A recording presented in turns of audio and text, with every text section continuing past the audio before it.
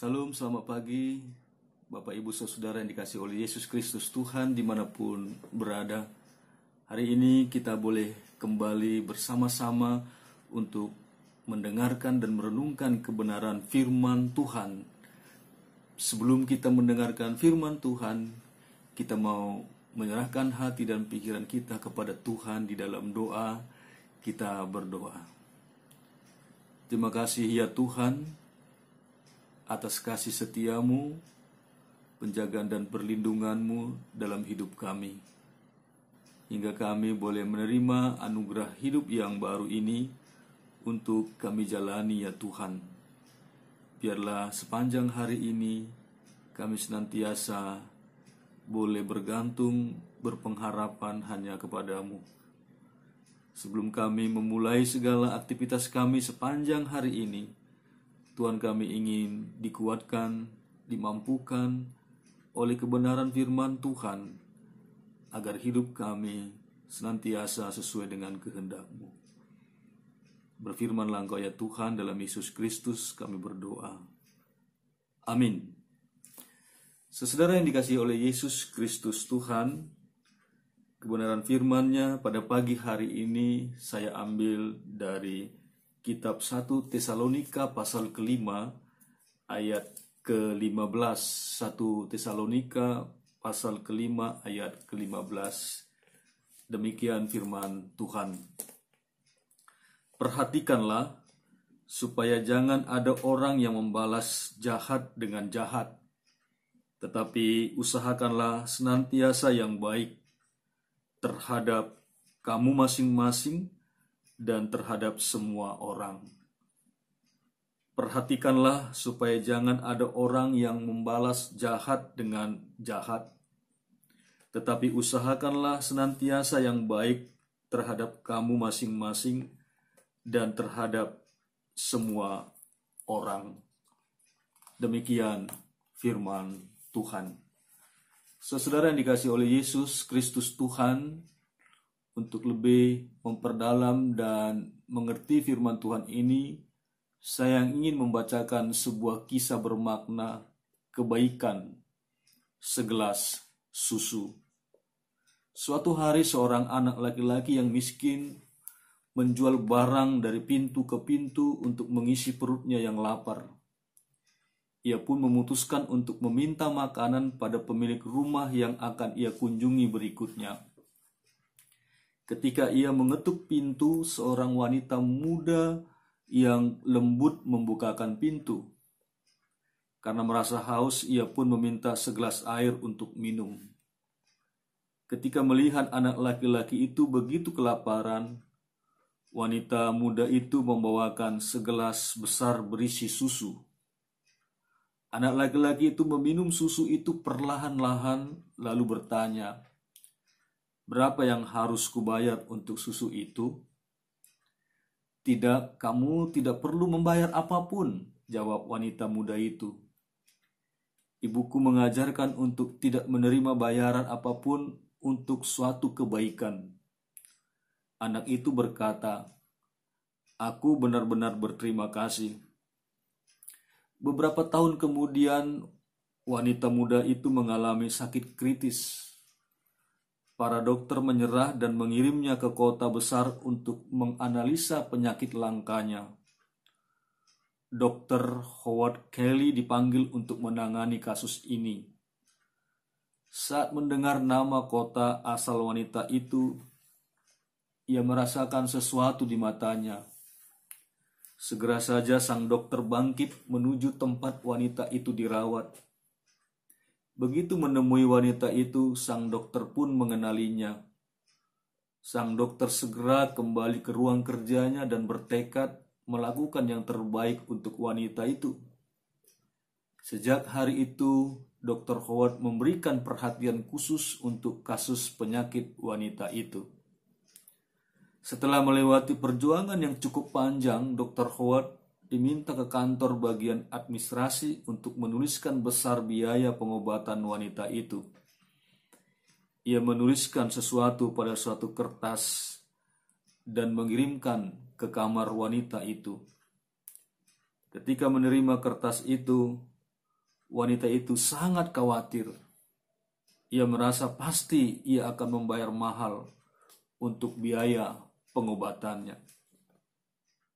Akhirnya wanita itu membuka dan membaca kertas yang diserahkan kepadanya. Di atas kertas itu tertulis, telah lunas dibayar dengan segelas susu.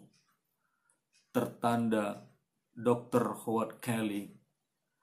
Air mata kebahagiaan menetes di ujung mata wanita itu. Ia berdoa dengan penuh ucapan syukur. Terima kasih Tuhan, cintamu telah menyebar melalui hati dan tangan manusia. Cara kerja Tuhan sering kali berupa lingkaran kebaikan yang tidak kita ketahui ujungnya. Yang kita ketahui justru awalnya. Oleh sebab itu kita diminta berbuat baik sebanyak mungkin dan membiarkan Tuhan menyelesaikan ujungnya. Perhatikanlah supaya jangan ada orang yang membalas jahat dengan jahat. Tetapi usahakanlah senantiasa yang baik terhadap kamu masing-masing dan terhadap semua orang.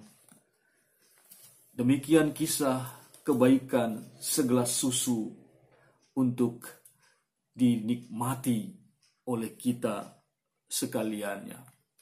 Bukankah itu juga yang difirmankan oleh Tuhan Yesus Kristus dalam Matius pasal ke-5 ayat 43? Bagaimana kita terus harus melakukan kebaikan demi kebaikan.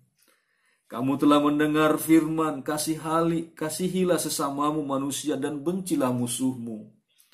Tetapi aku berkata kepadamu, kasihilah musuhmu dan berdoalah bagi mereka yang menganiaya kamu. Karena dengan demikianlah kamu menjadi anak-anak Bapamu yang di sorga, yang menerbitkan matahari bagi orang yang jahat dan orang yang baik, dan menurunkan hujan bagi orang yang benar dan orang yang tidak benar. Apabila kamu mengasihi orang yang mengasihi kamu, apakah upahmu? Bukankah pemungut cukai juga berbuat demikian? Dan apabila kamu hanya memberi salam kepada saudara-saudaramu saja, apakah kelebihannya daripada perbuatan orang lain? Bukankah orang yang tidak mengenal Allah pun berbuat demikian? Karena itu haruslah kamu sempurna, sama seperti Bapamu yang di sorga adalah sempurna. Kiranya renungan kita pada pagi hari ini menyemangati kita, mendorong kita terus berdiri teguh, melakukan pekerjaan-pekerjaan yang baik.